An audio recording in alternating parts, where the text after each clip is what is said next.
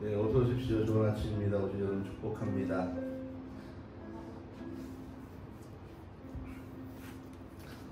할렐루야. 정말 좋은 아침입니다. 잘 주무셨습니까? 오늘도 하나님이 축복하시는 귀한 날입니다.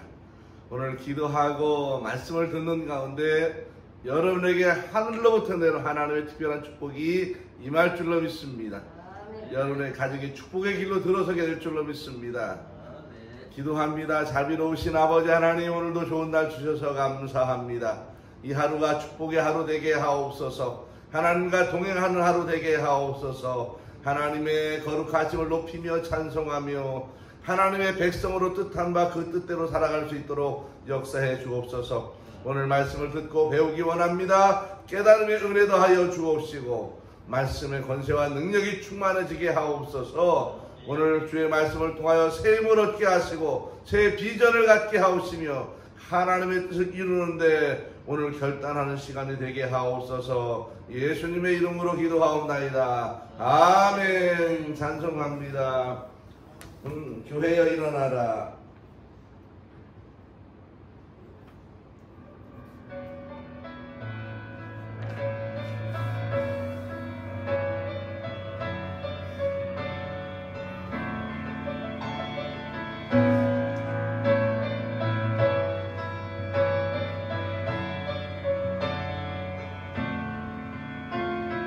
교회여 일어나라.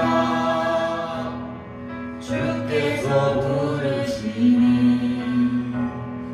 두려움과 슬픔을 내려놓고 교회여 일어나라. 교회여 일어나라. 주께서 보내시니 우릴 부르신 하늘 자리에서 교회여 일어나라. 우린 세상의 빛 어둠을 밝히는 하나님의 편지 주를 나타내는 나의 교회 통해 우릴 통해 세상이 주를 보리라. 일어나라. 아버지 사랑으로 아버지 능력으로 서로 하나 되려 그 빛을 비추라. 노래하라.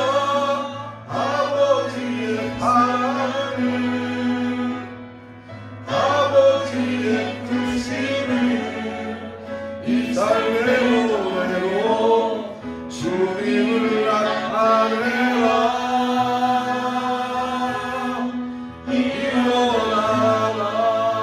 일어나라. 오늘도 이 아침 여러분의 가정에서 하나님의 은혜가 우리에게 임하기를 원합니다. 하나님의 은혜가 우리 가정에 우리 아이들에게 우리의 2021년 앞날의 교회에 이 나라 위에 임하기 원합니다. 하나님께 기도합시다. 거룩하신 아버지 하나님, 2021년 열어주신 것을 감사합니다. 이 한 해 하나님 축복의 한 해로 나아가기를 원합니다. 하나님 역사해 주시옵소서. 하나님의 은혜를 베풀어 주옵소서. 하나님의 놀랍으신 거룩한 은총의 시간이 되길 원합니다. 자비로우신 아버지 하나님 역사해 주옵소서. 자비하신 아버지 하나님 은혜 베풀어 주옵소서. 하나님이 도우셔야 하나님의 복을 받을 수 있습니다. 믿음으로 승리케 하옵소서. 믿음으로 결단하게 하옵소서. 주님만 붙잡고 의지하며 말씀 가운데 일어서기를 원합니다. 하나님 복이 없던 가정들이 복이 있는 가정이 되기 원합니다. 건강을 잃은 삶 건강을 회복하기 원합니다. 자녀의 길들이 오직 말씀과 새로워지기를 원합니다. 2021년을 기억하시고 나라 위에 복을 주소서. 가정 위에 복을 주소서. 우리 자녀들과 앞날 위에 복을 주옵소서. 하나님의 2021년을 말씀으로 시작합니다. 아버지의 능력을 베풀어 주옵소서. 주의 길을 바르게 볼 수 있도록 하나님 주관해 주옵소서. 함께 하실 줄로 믿습니다. 역사할 줄로 믿습니다. 주의 크신 은총과 그 은혜와 권세와 능력으로만 충만하게 하옵소서. 예수님의 이름으로 기도하옵나이다. 아멘. 정말 감사합니다. 잘 주무셨지요? 예, 오늘도 어깨를 한번 으쓱으쓱 푸시고 목도 한번 이렇게 살짝 목도 풀어주시고, 예, 잘하시는 거예요. 어깨를 살짝 이렇게 풀어주시고 예, 아침에 일어나시면 따뜻한 물 한 잔을 옆에다 놓으시고, 예, 조금씩 이렇게 드셔가시면서, 예, 드시면서 그렇게 들으시면 아주 몸이 잘 풀어지고요. 자, 오늘 이제 몇 장을 가냐면 출애굽기 13장에서 15장까지 갑니다. 13장, 14장, 15장까지 갑니다. 자, 먼저 우리가 해야 될 거, 출애굽기는 무엇에 관한 책이라고요? 구원에 관한 책입니다. 그래서 모세라고 하는 말은 건져내다는 말이고, 구원은 뭐라는 거예요? 건져낸다는 거예요. 그래서 구원은 한순간에 일어나지만은 구원은 과정이다 그랬어요. 우리가 살아가는 일생을 통하여 구원이 계속적으로 일어나고 있는 것입니다. 이것이 구원이지, 한번 구원받고 난 천국 갑니다, 그것을 말하는 것만은 아니라는 거예요. 그래서 구원은 계속된 나의 뭐가 있어요? 삶이 있는 거예요. 내 삶 속에서 구원이 계속 일어나야 되는 거예요. 오늘은 구원이 일어났는데 내일은 구원이 안 일어난다고 하면 위험한 일이 있는 것입니다. 계속된 구원이 계속해서 내게 일어나고 있어야 하는 것입니다. 자, 그래서 이 출애굽기는 사람의 하나님이 구원하시는 일생을 보여줘요. 그래서 출애굽기를 공부하면 하나님이 보이고, 인생이 보이고, 사람이 보이고, 마지막으로는 자기가 보이는 거예요. 자, 하나님이 이스라엘 백성들을 왜 선택했어요? 하나님의 백성 삼으려고 선택하셨습니다. 그럼 하나님은 누구를 구원하시는가요? 세상의 모든 사람을 다 구원해요? 그거는 맞는 말이에요. 그렇지만은 그건 궁극적으로 그렇단 말이고, 실제로 하나님은 누구를 구원하시느냐? 하나님의 백성을 구원하는 거예요. 하나님의 백성. 특히 구약성경에는 이스라엘 백성들을 구원하시는 것입니다. 이스라엘 백성들이 이제 애굽에 갔다가 430년이 지난 이후에 종살이가 됐어요. 왜 그렇다 그랬어요? 그들이 정권이 바뀌면서 다시 이들이 혹시라도 저들이 정권을 뒤집을까봐 이제 저들을 압제하자 그랬습니다. 그래서 그들에게 고난을 베풀었어요. 고난의 환경이 왔어요. 그래서 보고 듣고 알고 1장 2장에서는 이스라엘 백성들이 고난을 겪어요. 그 고난이 막 오니까 뭐가 시작됐어요? 기도가 시작됐어요. 기도가. 이들이 중노동을 하게 되고, 산파들여서 애를 막 죽이라고 하는 압력을 받고, 또 그래도 안 되니까 자기 스스로 애를 낳으면, 남자애를 낳으면 나일강에다 갖다가 물에 빠져 죽여야 되는 거예요. 엄청난 고난이 와요. 그래서 기도를 하니까 하나님이 은혜를 베풀어 주셨어요. 자, 몇 장부터예요? 3장부터 11장까지 은혜를 베풀어 줬어요. 그 은혜의 결과가 누구예요? 모세라고 하는 사람이 준비되고 80년 만에 이제 드디어 하나님의 명령을 받고 애굽 땅에 들어오게 됩니다. 그래서 이제 7장에 나일강이 피가 되는 이제 고난을 이집트 땅에 애굽에 베풀어요. 막 그냥. 그래서 8장, 9장, 10장, 11장까지 계속 경고를 하고 12장에 이제 6월절에 장자가 죽는 거예요. 12장에 자 뭐가 돼요? 이제 거기서 6월절이 시작되는 6월절. 어린 양을 잡아서 같이 온 집안에서 피를 가지고 문인방과 문설주에 바르고 그 안에서 고기를 구워 먹어요. 그리고 그 피 쓴다물과 함께 먹고 허리띠를 동여 매고 그렇게 먹는 거예요. 자, 여기에서 보면 이 6월절은 양고기는 새로운 양식을 말한다 그랬습니다. 이제까지는 애굽의 바로가 주는 양식을 먹었지만은 이제부터는 바로 새로운 양식을 먹는다 라고 하는 거예요. 그리고 이들이 이제 죽음의 사자가 볼 수 있도록 피를 밖에 바른다 그랬습니다. 쓴나물은 뭐예요? 그들의 고난을 기억해라. 다시 그렇게 고난의 실수를 또 하나님을 저버리는 실수를 하지 말라고 기억하라 하는 거예요. 자, 이들이 그렇게 고난의 시간을 지나면서 이제 모세와 함께 나옵니다. 나그네 복장을 하고 나와요. 나와가지고 막 끌고 나와서 이제 홍해 앞에 결국 서게 됩니다. 자, 오늘 홍해 앞에 서서 홍해를 건너가는 것까지 쭉 이제 하게 되는 것인데, 이 홍해를 건너가는 데 있어서 꼭 알아야 될 게 뭐냐면, 우리는 홍해를 건너가는 것에 관한 이야기만 듣지 홍해를 원래 안 건너가고 가나안 땅으로 가는 거예요. 원래는. 왜 그러냐, 오늘 지도를 잘 봐야 됩니다. 지도를 잘 봐야 되는데, 자, 이 지도가 그런 거예요. 자, 여기를 이제 아카바만이라고 그래요. 중동의 뭐 하얗고 아카바만이라고 그러잖아요. 여기가 이제 수에즈 운하 그럴까요. 자, 이쪽 아래가 이만큼이 이제 이집트 땅, 애국 땅이 넓고 나일강이 이렇게 흘러서 이렇게 흘러갑니다. 여기가 어마어마한 곡창지대예요. 이 고센 땅입니다. 자, 원래 이 이집트에 이사 온 사람이 누구예요? 누구예요? 야곱이죠. 야곱 누구 때문에? 요셉 때문에 이사 왔어요. 몇 사람이? 그렇지요. 자, 누가? 야곱이 70명을 데리고, 자, 왕의 어가를 타고 몇 달 동안? 3달 동안 이민을 와요. 그러면 이 야곱이 이사 올 때 이쪽으로 이렇게 이사 왔을까? 그들이 올 때는 아마 이 길을 선택해서 왔든지 이 해변길을 선택해서 왔든지 아마 그 어디로 왔을 거야. 그들은 홍해를 건너온 게 아니에요. 왜 그러냐면 원래 그리로 다녔기 때문에. 자,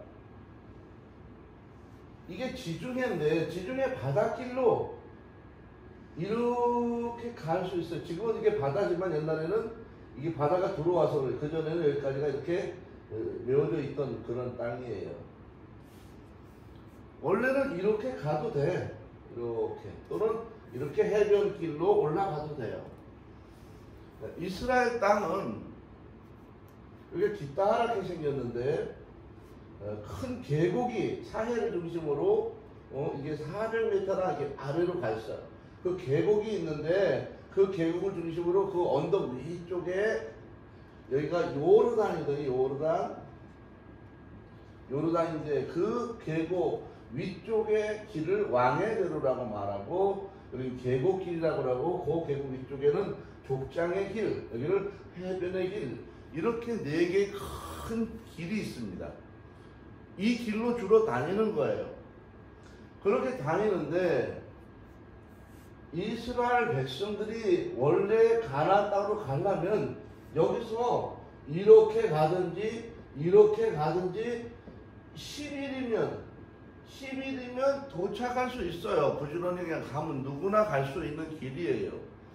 그런데 하나님은 요 길로 가게 안 하시고 이 람세서부터 출발해가지고 이렇게 홍해를 건너게 했어요.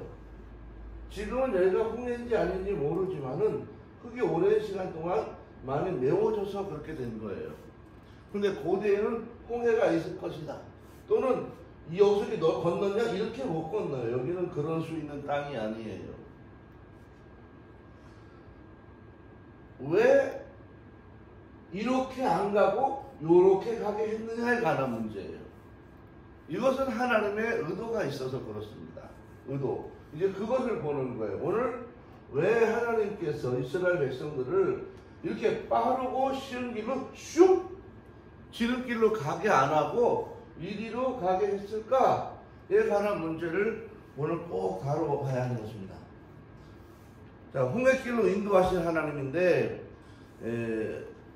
하나님께서 이렇게 인도하시는 가장 중요한 이유가 뭐냐? 그것은 바로 훈련 때문에 그러는 거예요. 훈련 때문에. 하나님께서 이스라엘 백성들을 그냥 바로 가나안 땅으로 데려갔으면 이스라엘 백성들이 아마 무엇을 못 걸었을까? 애굽에서 살던 그 습관과 생각, 그들이 행하던 그 많은 것들을 도로 끄집어내서 가나안 땅을 우상의 나라로 아마 그들이 만들었을 것입니다. 하나님께서 이들을 그 지름길로 가지 아니하시고 길을 돌렸어요. 그런데 성경은 오늘 뭐라고 말을 하고 있느냐 하면 13장 7절에서 17절 18절로 가보셔야 돼요. 자, 출애굽기 13장 17절에서 18절. 자, 17절에서 18절을 가보셔야 돼요. 출애굽기 13장 17절 18절에 보면 왜 그렇게 갔느냐 하면 이들이 그 해변 길이나 족장의 길로 편하게 올라가다 보면 누구를 만나느냐 하면 요 중간에 이렇게 블레셋이라고 하는 사람들을 만나는 거예요. 근데 이 당시에 블레셋은 정확히 말하면 애굽의 속국에 해당합니다. 애굽의 속국. 왜냐하면 이 근방에 애굽이 국경 수비대로 같이 있어요. 국경 수비대 애굽이. 그래서 이스라엘 백성들이 이리 올라갔으면 이 국경 수비대가 블레셋을 동원해서 아마 이스라엘 백성들을 도로 다 죽이든지 잡아가든지 아마 그렇게 됐을 거예요. 그 이스라엘 백성들이 굉장히 그것을 두려워했어. 왜냐하면 이 블레셋은 좀 포악해. 성격이 포악해요. 그 다음에 이들은 그 당시의 문화가 앞선 어떤 그 철기 문화를 가지고 있었기 때문에 감히 그 지역에서 함부로 대적하기가 어려운 그런 사람들입니다. 이 블레셋이라고 하는 나라를 우리가 봐야 되는데 창세기 10장으로 한번 가보세요. 창세기 10장 6절부터 14절입니다. 창세기 6장 10장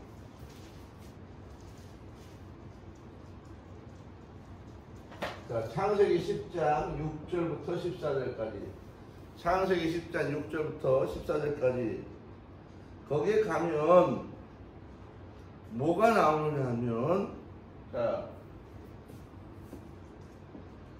노아의 아들이 셋이잖아요. 첫째는 셈이고 두 번째는 함이고 세 번째는 야벳인데 요 함 두 번째 아들인 함의 족보가 나와요.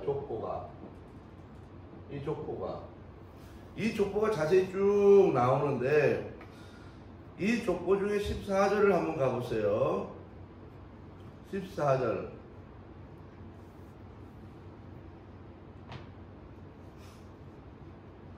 14절에 보면 가술루힘이라고 나와요. 가술루힘.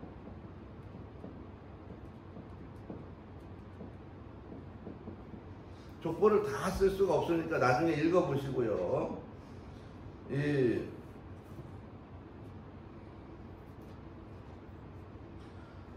이 족보에 보면 거기에 블레셋이 누구냐라고 하는 것이 자세히 나와요.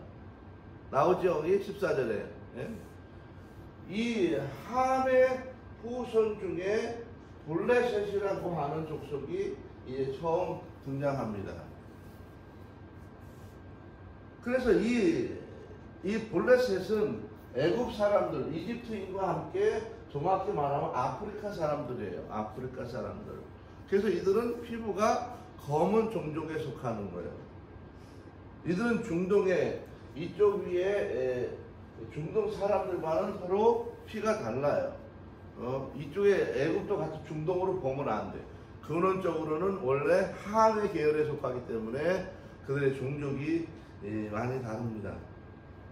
자, 하나님께서 왜 이들에게 이렇게 이 블레셋이라고 하는 종족을 만나서 두려워하는 것에 대해서 하나님께서 이리로 가게 하지 아니하시고 이렇게 홍해 길을 이렇게 돌아 이렇게 돌아가게 하셨을까 그거예요. 왜 돌아가게 하셨을까? 자, 이것은 성경에는 이스라엘 백성들이 이 블레셋 사람들을 보면 무서워서 다시 갑자기 어디로? 애굽으로 그냥 회 돌아갈까봐 하나님이 이렇게 길을 꺾어서 홍해를 건너서 가게 하셨다 이렇게 말하고 있습니다. 그러나 더 중요한 것은 바로 하나님의 백성들이 자 애굽에서 가졌던 뭐가 있는 거냐 하면 바로 오염된 삶이 있는 거예요. 오염된 삶이 있어요. 이 오염된 삶은 뭐가 있어요? 생각이 있고, 예? 습관이 있고, 예? 그렇죠? 이들이 길들였던 법이 있다고 이런 것들. 이스라엘 백성들이 애굽에서 살면서 생각이 오염되고 습관이 오염되고 법이 오염돼요. 그래서 이들이 하나님을 믿는다고 아무리 그래도 오염이 되면 금방 도로 오염되는 거예요. 그래서 우리가 좋은 음식을 그릇에다 담으려면 반드시 먼저 그릇을 닦아야 되잖아요. 그렇죠? 닦지 않고 거기다 그냥 넣으면 섞여버리거나 부패해 가는 거예요. 우리는 젓갈로 이렇게 된 거를 다시 담지 않는 이유가 뭐예요? 입에 있던 세균이 묻어서 부패할까봐 안 섞잖아요.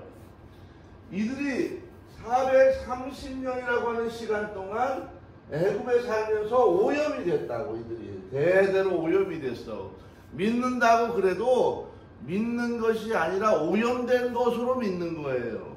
나중에 이들이 만약에 빠른 길로 이렇게 어떻게 블레셋도 때려 부시고 어떻게 가나안에 갔어. 그럼 어떤 일이 벌어질까요? 애굽에 있는 우상들을 다 세워놓고 하나님을 믿는다고 또 옆에서 만들어 놓고 이거 믿었다 아마 무슨 꼴 나겠어요? 솔로몬 꼴 날 거예요. 솔로몬이 결혼하면서 전 세계 좋다는 이쁜 사람 다 됐다가 살다가 우상을 다 갖고 와서 나라가 망하지 않았어요?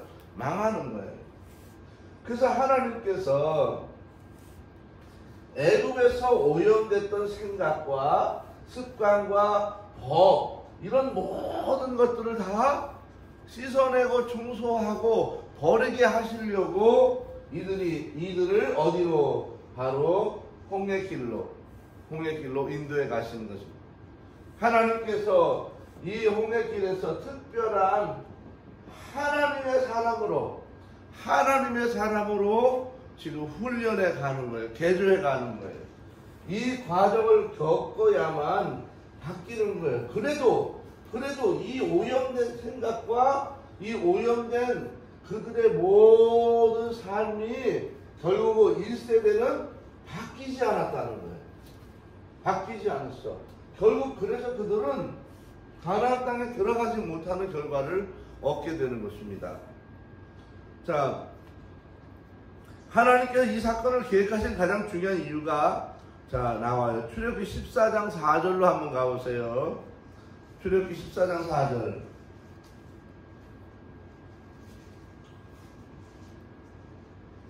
찾았습니까?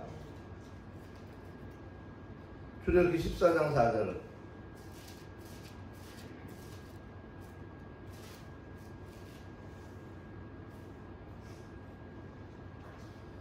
자, 내가 바로의 마음을 완악하게 한즉 바로가 그들의 뒤를 따르리니 내가 그와 그의 온 군대로 말미암아 영광을 얻어 애굽 사람들이 나를 여호와인 줄 알게 하리라.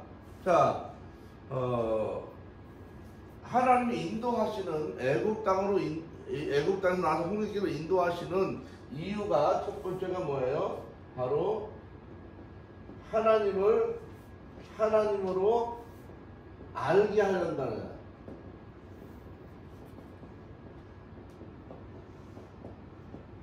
애굽 사람들로 하여금 그들이 자기가 하나님이고 바로가 하나님이고 바로가 신이고 모두 다 그랬는데 하나님이 그들에게 내가 온 세상의 참신인 것을 알게 한다는 거예요. 어디에서? 홍해길에서 알게 하는 거예요. 홍해길에서. 자, 두 번째 이유가 뭐냐 하면, 두 번째 이유가 바로 그거예요. 이스라엘 백성들로 하여금 바로 섬기도록, 하나님을 섬기도록 하려고, 하나님을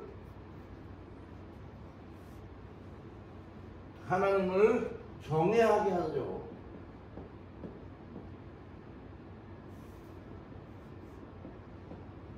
하나님을 경외하게 만드는 거예요. 무엇을 통해서?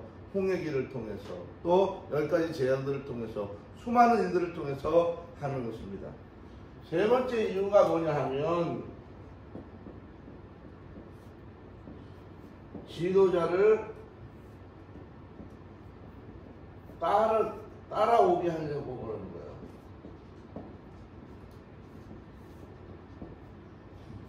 하나님이 이 이스라엘 백성들을 홍해로 인도하는 세 가지 이유예요. 먼저는 애굽에다 내가 진짜 참신이야 라고 하는 것을 아주 각인시켜 버리는 거예요. 그래서 다 수장시켜 버리잖아요. 두 번째는 이스라엘 백성들에게 하나님을 경외하도록, 우리가 믿는 하나님, 우리 인도하는 하나님이 최고야 라고 만드는 거예요. 또 하나는 바로 그들의 인도자로, 지도자로 세운 이 모세를 존경하고 모세를 따라서 가도록 만들려고 그렇게 모세를 세워가고 있는 것입니다. 자, 바울은 이 사건을 세례라고 해석했습니다. 고린도서 10장 1절 2절로 가보세요. 자, 고린도전서 10장 1절에서 2절까지 가보세요. 네, 했던 그 말씀인데,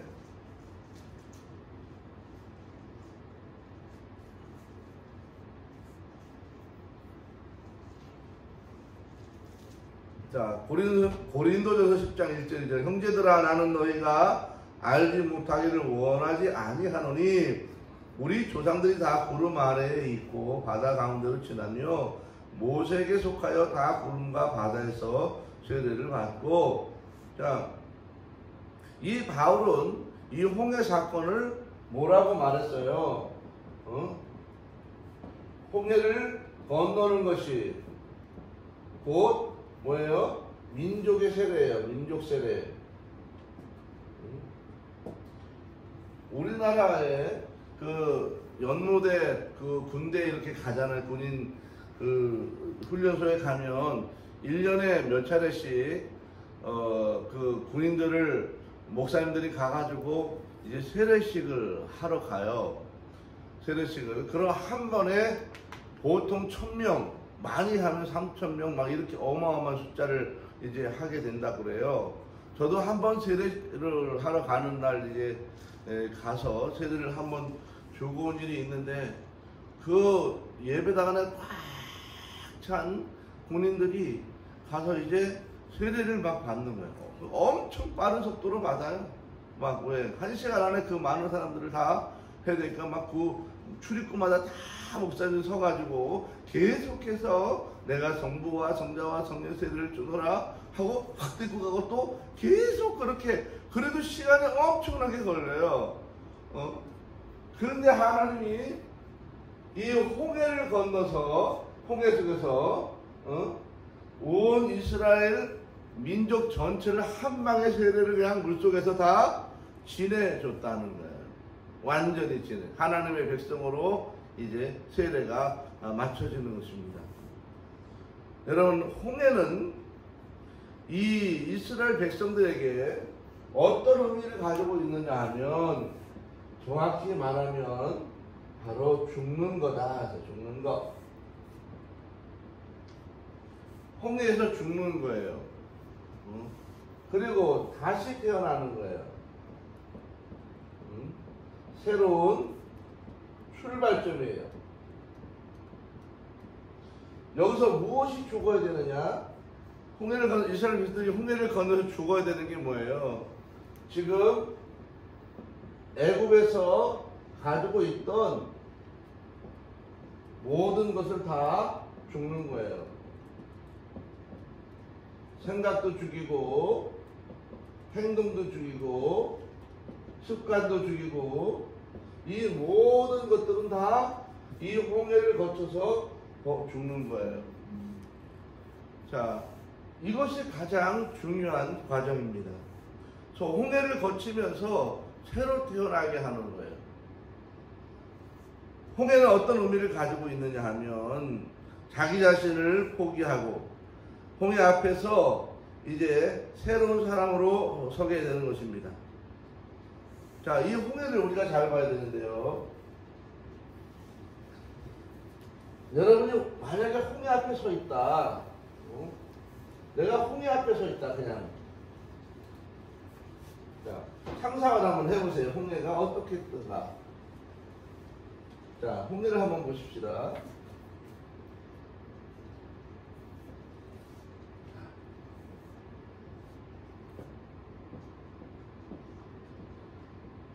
자, 여기 이스라엘 백성들이 지금 이렇게 진을 치고 있어요.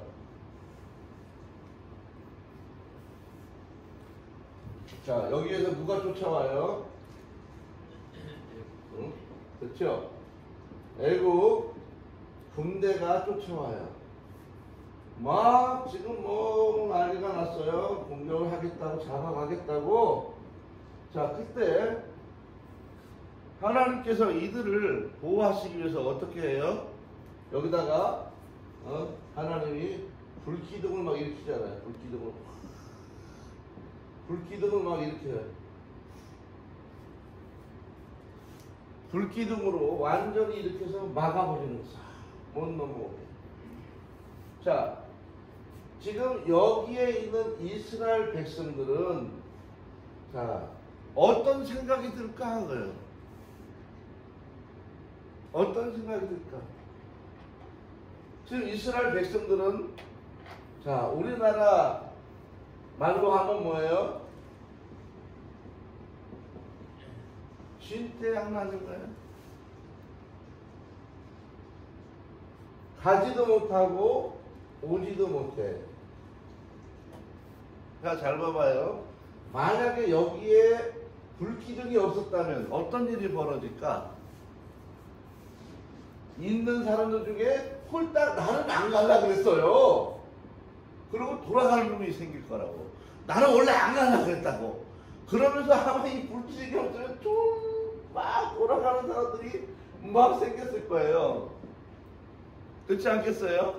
큰맘 변해가지고. 자, 불기둥이 있기 때문에 변심도 못해. 또 불기둥이 있기 때문에 잡아가지도 못해. 하나는 이 두 개의 목적을 가지고 가래를 타는 거예요.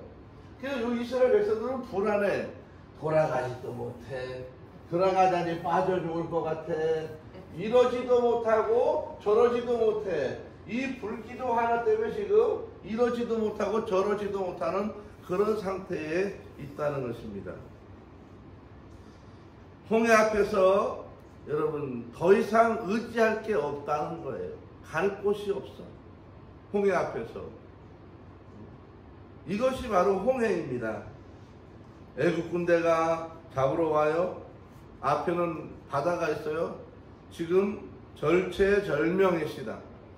완전히 절망의 시간이야. 이스라엘 백성들은 지금 마음이 어때요? 완전히 절망이에요. 절망이에요. 홍해 앞에 선 이스라엘 백성들이 신나는 게 아니에요. 절망이라고 지금. 홍해가 갈라지기까지는 완전 절망이야. 어떻게 해야 될지 모르는 그런 상황입니다. 여러분, 유일한 길이 뭐냐 하는 거예요. 유일한 길.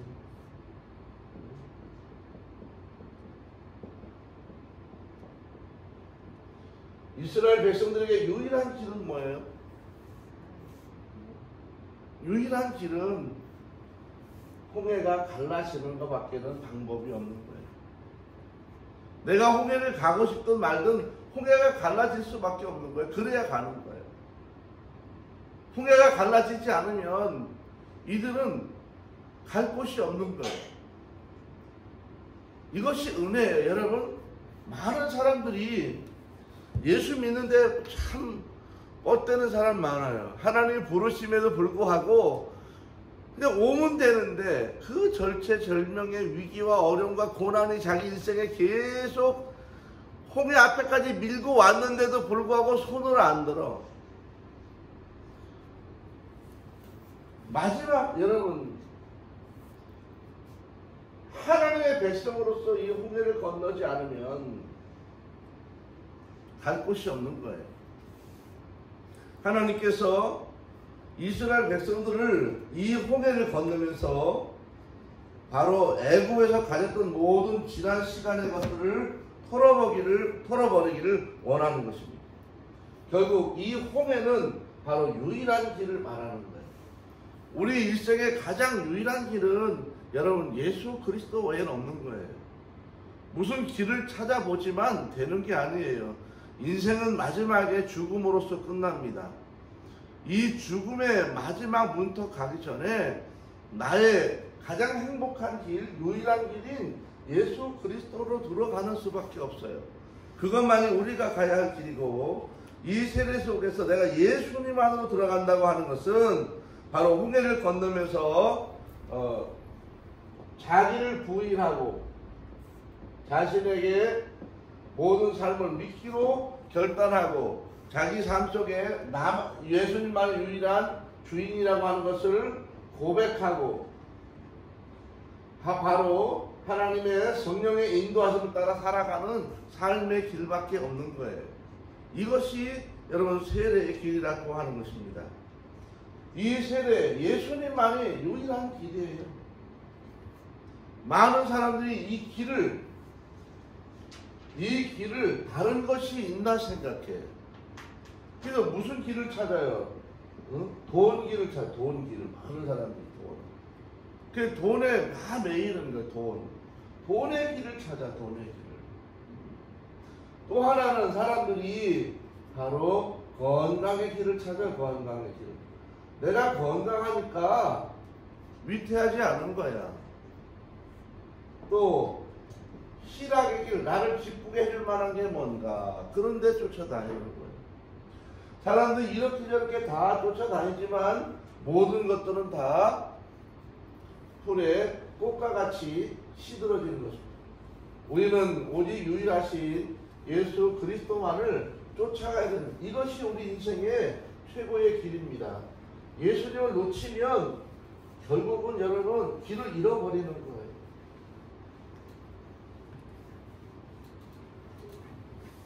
자, 보세요. 이 홍해 길에서 내가 해야 될 가장 중요한 게 뭐냐 하면 죽는 거예요. 홍해 길에서 제일 중요한 게 죽는 거예요. 우리 인생에서 내가 변화되기를 원하면 내가 얼마만큼 죽느냐, 그것에 따라 달라지는 거예요. 내가 얼마만큼 빨리 죽느냐. 자, 갈라디아서 5장 24절로 가보세요.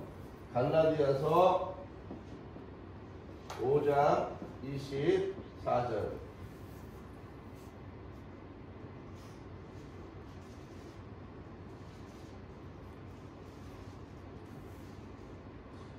자, 갈라디아서 5장 23절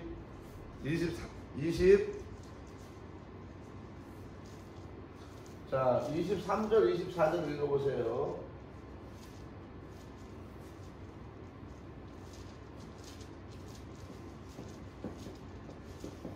갈라디아 5장 23절, 24절. 자, 가보세요. 시작. 자, 거기서 무엇을 말하고 있느냐 하면 정과 욕심을 십자가에 못 박았다, 그렇게 말해요. 정과 욕심을 십자가에 못 박았다.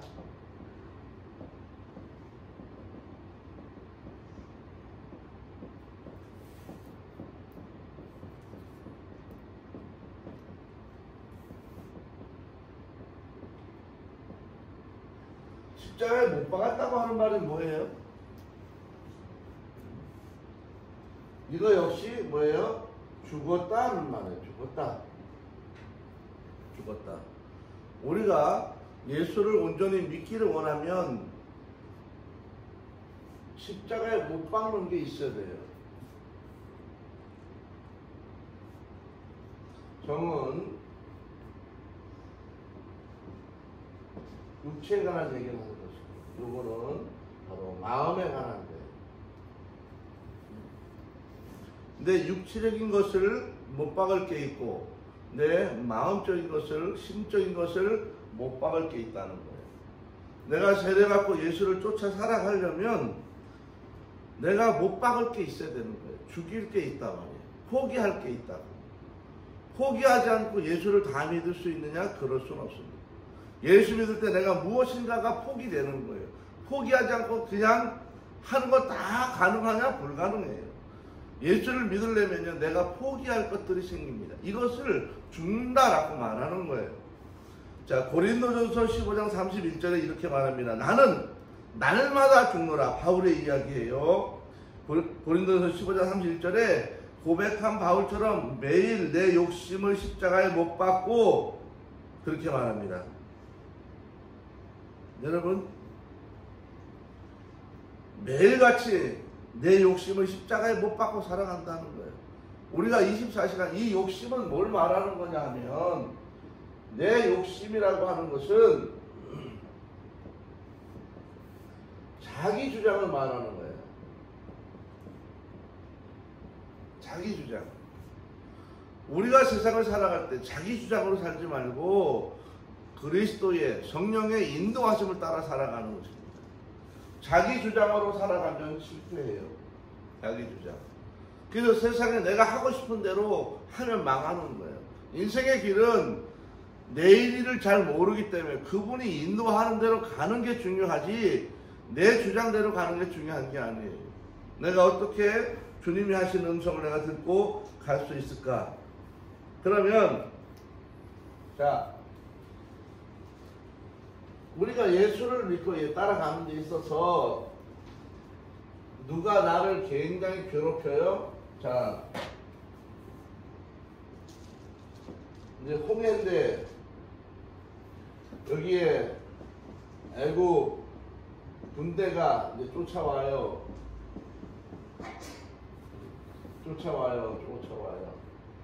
다행히 이스라엘 백성들이 이제 홍해로 열려서 건너왔어.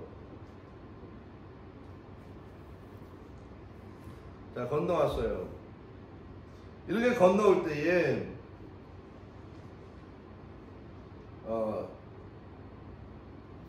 이스라엘 백성들이 이곳에 건너왔을 때에 만약에 애국 군대가 안 빠져줬고 건너왔다라면 어떤 일이 벌어졌겠어요?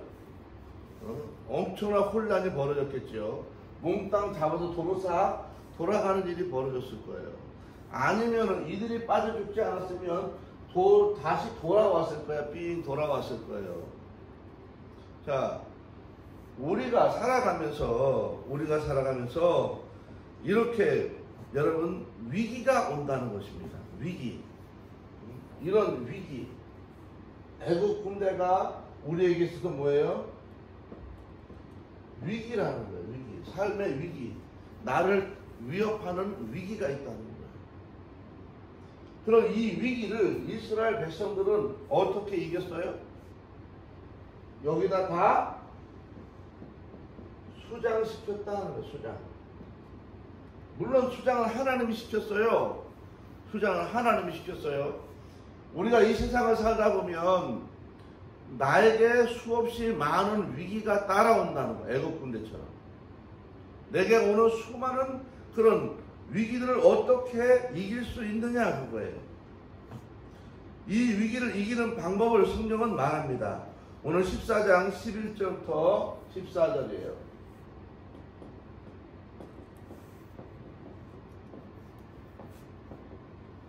자, 출애굽기 14장 11절부터 14절까지 이 위기를 탈출하는 방법이에요.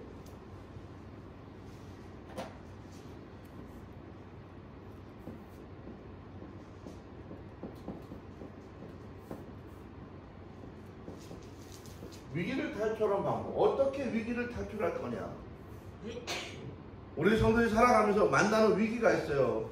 위기가 없는 사람은 없어요. 다 위기가 있습니다. 어떤 위기를 다 만날 텐데 이 위기를 이길 수 있는 방법이 바로 14장 11절부터 14절까지 나와요. 자, 첫 번째가 뭐예요? 첫 번째가 바로 두려워하지 말라는 거예요.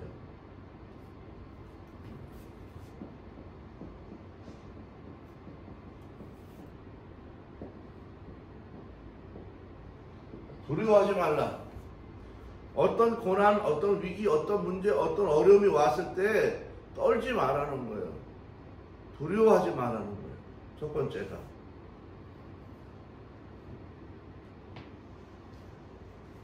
자, 두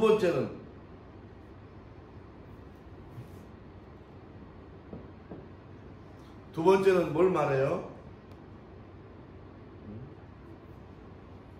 움직이지 말라는 거예요.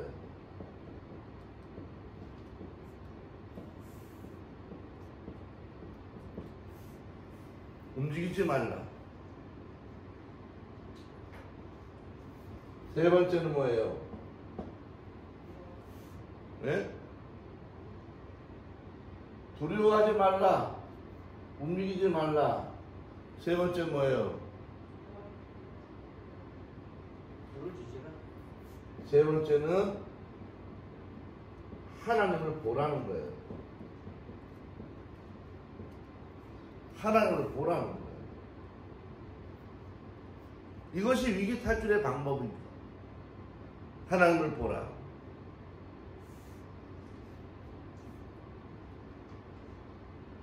오늘 이것을 잘 배워야 돼요. 어떻게 내가 이렇게 위기, 애국 군대처럼 내가 믿음의 길로 들어갈 때 이렇게 뒤에서 쫓아오는 애국 군대, 나를 위기로 빠뜨릴 것 같은 어떻게 그런 엄청난 어려움과 고난과 문제들과 위기가 내 뒤를 쫓아온단 말이에요. 내가 예수 믿으려고 하는데, 또 믿음의 길로 들어섰는데, 신앙의 길로 들어섰는데 이런 게 막 쫓아온다고요. 그리고 신경이 예수 믿어도 위기가 와, 어려움이 와, 예수 믿어도 막 힘든 일이 벌어져. 이랬을 때 이러한 것들을 어떻게 이길 거냐는 거예요. 성경의 원리대로 세 가지라는 거예요. 그런 게 있어도 두려워하지 말라는 거예요. 두 번째는 가만히 있으라는 거예요. 성경의 말씀대로는 그냥 가만히 서 있으라는 거예요. 가만히. 그리고 어떻게 하라는 거예요? 하나님이 어떻게 하나 가만히 좀 보라는 거예요. 이 세 가지를 말씀합니다. 그래서 우리는 현대에 어떻게 말하는, 저는 그래요. 저는 어려움을 만날 때 이 세 가지 중에서 제일 중요한 게 뭐냐면 외침이에요. 외침. 뭐라고 외치느냐? 저는 그래요. 주님의 이름으로.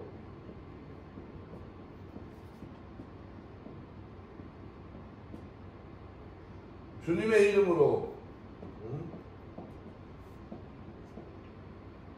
이길 줄로 믿습니다. 그렇게 고백해요.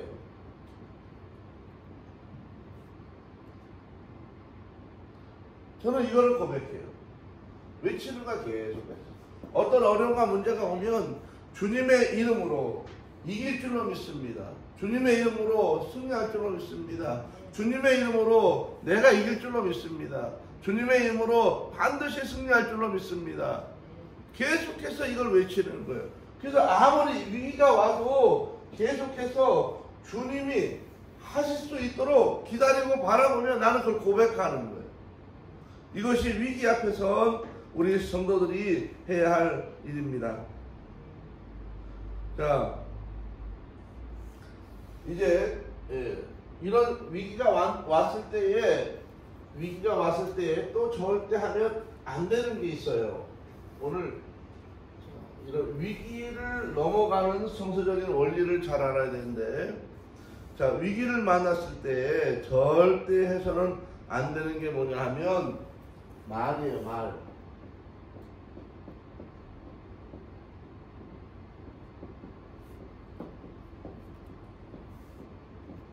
말을 하지 말라는 거예요. 위기를 만나면 말을 하지 말아야 돼요.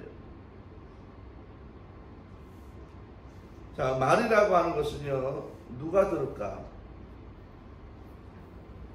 말을 하면 누가 들을까요? 자, 네 개, 하나는 바로 주위 사람들이 들어요. 내가 말을 하면 주위 사람들이 들어요.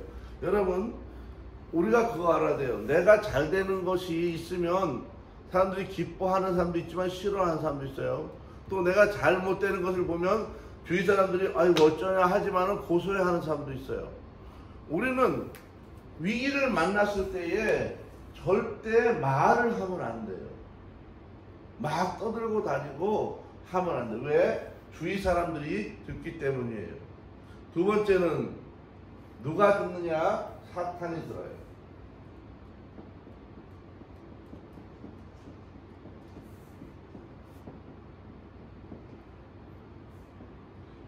사탄이 우리의 말을 가로챈다고요. 언제나 우리 성도 조심해야 돼요. 사탄이 내 말을 가로채 간다는 걸 알아야 됩니다. 사탄이 가로채서 이제 막 나를 더 공공하게 만들고 슬퍼하게 만들고 어렵게 만들고 그 고난 속에 나를 더 밀어넣고 주위 사람들로 더 어렵게 만드는 거예요. 세 번째는 이제 하나님이 듣게 됩니다. 네 번째는 바로 내가 듣게 돼요. 말이라고 하는 것은 그래서 사람이 듣고 나이가 듣고 하나님이 듣고 내가 듣는 것입니다. 그래서 우리는 이 말을 잘해야 되는데 불평하면 불평의 길로 가게 돼요. 이것이 중요해요. 여러분, 이스라엘 백성들이 계속해서 뭘 많이 했어요? 불평을 많이 했다. 불평을. 얼마나 불평을 이스라엘 백성들이 많이 했어요. 불평을 이스라엘 하도 많이 하니까 이 말 가운데 내가 위기를 만나면 불평쟁이가 될 수 있어요. 불평. 이 불평을 많이 하면 결국 불평의 길로 가요. 불평의 길. 그래서 우리가 어떤 위기를 만나면 입을 닫아야 돼요. 왜? 내가 불평할까 봐. 그러면 하나님이 불평하는 소리를 들으면요 문제가 일어나요. 사단이 불평하면 춤을 춰요. 주위 사람들이 불평하는 소리 들으면 저건 다 됐구나 이렇게 생각해요. 내가 불평하는 많은 사람을 들으면 내가 마음이 상해버리고 좌절하게 되는 거예요. 그래서 위기를 만나면 절대 말하지 말라는 거예요. 위기를 만나면 입을 닫아야 돼요. 자, 그 다음에 이 고백을 해요. 고백. 자, 이 고백, 아까 뭐라고 고백한다고 그랬어요? 주의 이름으로 뭐라고요? 이길 줄 믿습니다. 그렇지요. 이길 줄 믿습니다. 여러분, 올해 2021년에 여러분 가정과 또 어떤 문제를 만나는지 앞으로 문제를 만나면 주의 이름으로 주님의 이름으로 이길 줄로 믿습니다. 네. 주님의 이름으로 승리할 줄 믿습니다. 이렇게 자꾸 말하는 거예요. 응? 말하는 거예요. 이게 굉장히 중요해요. 주님의 이름을 계속 말하는 거예요. 주님의 이름으로 이길 줄로 믿습니다. 주님의 이름으로 승리할 줄로 믿습니다. 주님의 이름으로 잘 될 줄로 믿습니다. 주님의 이름으로 합격할 줄로 믿습니다. 주님의 이름으로 번창할 줄로 믿습니다. 계속해서 이것을 입에 달고 고백할 때 주위 사람이 들으면, 사탄이 들으면, 하나님이 들으면, 내가 들으면 결국 어떤 일이 벌어져요? 그 고백대로 되는 거예요. 그래서 이렇게 위기가 왔을 때, 애국 군대가 너희들을 쫓아올 때 우리는 말을 조심해야 되는 것입니다. 오늘 14절에 보면 자 뭐라고 있느냐면 가만히 서 있으라 그렇게 말했어요. 서 있으라. 가만히 서 있으라. 이게 무슨 말이냐 이거예요. 왜 하나님은 가만히 서 있으라고 말했을까? 가만히 서 있으라고 하는 것은요, 이 사람들의 모습이 있어요. 문제가 발생하면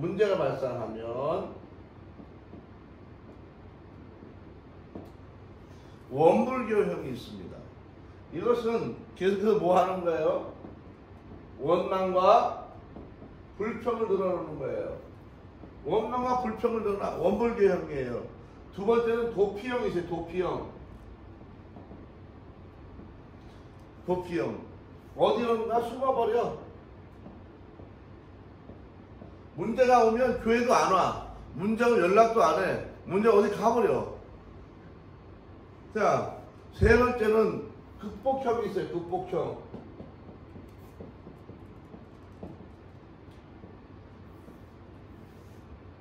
온갖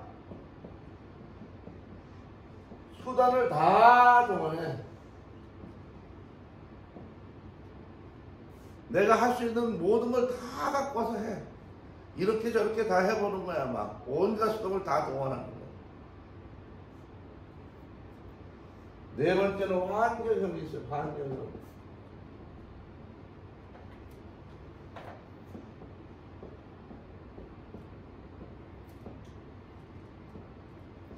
환경형이 있어요. 환경형. 이 사람은 어떤 사람이에요? 환경형. 바로 이 환경만을 따져.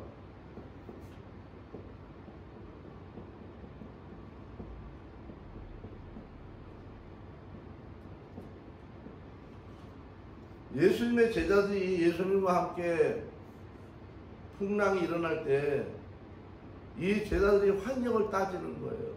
예수님에게 막 따져. 예수님, 우리가 이렇게 파도 때문에 죽게 생겼는데 예수님 잠자고 있냐고. 바로 환경형이 따지는 거예요. 내가 이런 상황에 이러고 있기냐. 환경형. 자, 우리는 어떤 형으로 가야 되겠어요? 다섯 번째는 바로 믿음형입니다. 우리가 가질 것은 바로 다섯 번째 믿음형이에요. 자, 이 믿음형의 특징은 뭐예요? 바로 기도를 한다는 거예요. 기도. 다른 건 없어요. 기도만 하는 거예요. 그리고 기적이 일어나기를, 하나의 역사가 일어나기를 바라보는 거예요. 내가 무엇을 하는 게 아니에요. 그래서 하나님이 뭐라고 해요? 가만히 서 있으라는 거죠. 가만히 서서 뭘 해요? 상황을 바라보면서 기도를 시작하는 거예요. 거기서 말을 해대면 안 되고 가만히 내가 하나님께 기도하며 바로 내가 믿음의 외침을 외쳐가는 것입니다. 그럴 때 넘어가는 거예요. 여러분, 이 모세는 이 사건을 통해서 기도하면서 홍해를 가르고 홍해를 인도해 가는 것을 볼 수 있습니다. 이제 15장으로 가면 모세가 노래를 해요. 노래. 미리암의 노래가 있고 모세의 노래가 있는데 이 노래를 잘 보면은 15장 13절에 가면 이 노래 속에 뭐가 나오냐면 그 인도의 목적, 인도에 가시는 목적이 나와요. 목적. 인도에 가시는 목적이 뭐냐? 인도에 가시는 목적이 15장 13절부터 17절까지 나와요.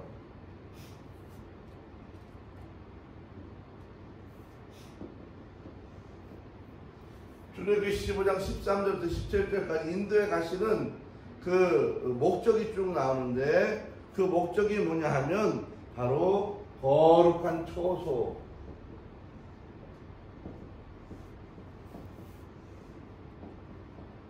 거룩한 초소로 인도에 가시려고 한다는 거예요. 두 번째는 기업에 산이 되게 하시려고 인도에 간다는 거예요. 세 번째는 바로 성소가 되게 하려고 한다는 거예요.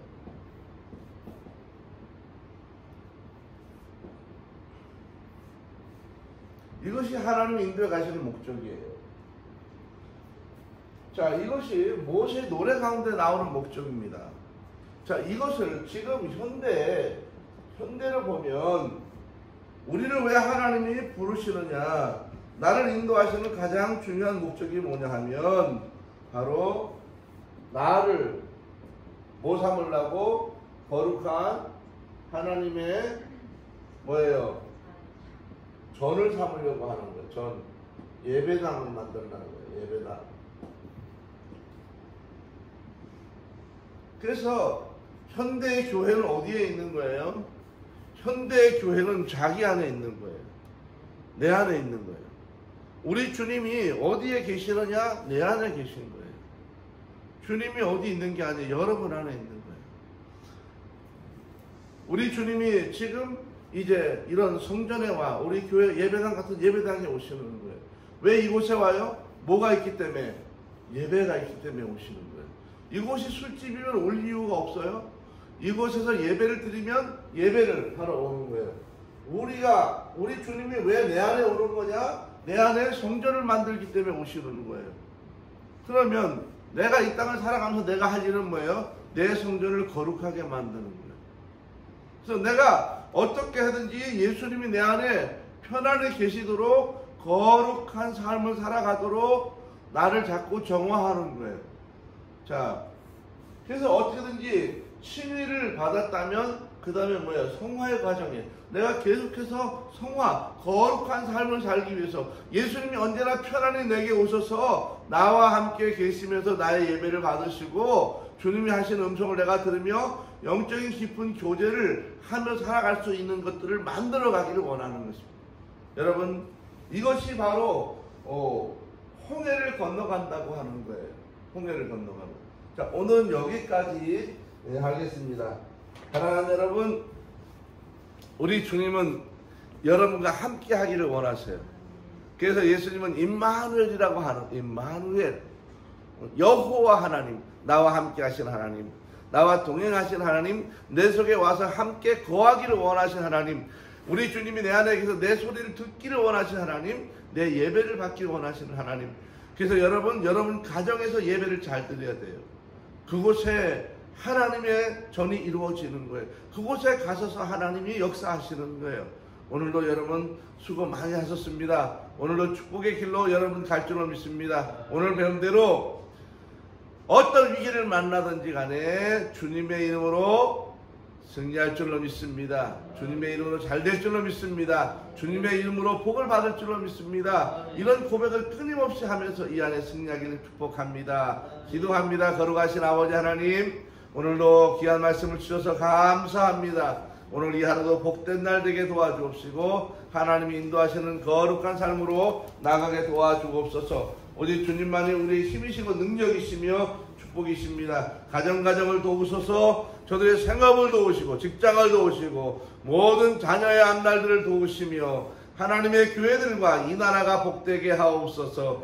하나님이여, 하나님이 오늘도 사랑하는 모든 성도의 삶 가운데 역사하옵소서. 오늘도 예배하며 믿음의 예물을 드립니다. 하나님 특세를 드리며 하나님 귀한 믿음으로 예물을 드렸사오니 받으시고 그 손길 가운데 기도하는 소리에 역사하시고 만가지 하나님의 복을 부어 주옵소서. 예수님의 이름으로 축복하며 기도하옵나이다. 아멘. 할렐루야. 감사합니다. 오늘도 수고 많이 하셨습니다. 오늘도 좋은 날 되십시오. 오늘도 행복한 날 되십시오. 오늘도 승리하는 날 되십시오. 오늘도 좋은 일들이 계속 일어나기를 축복합니다. 만사형통의 역사와 가는 길에 복의 역사가 쉬지 않고 일어나기를 축복합니다. 오늘 하루도 기도하며 사십시오. 주님 십자가 붙들고 승리하십시오. 주님은 여러분을 축복하십니다. 주님은 여러분을 사랑하십니다. 아멘. 할렐루야.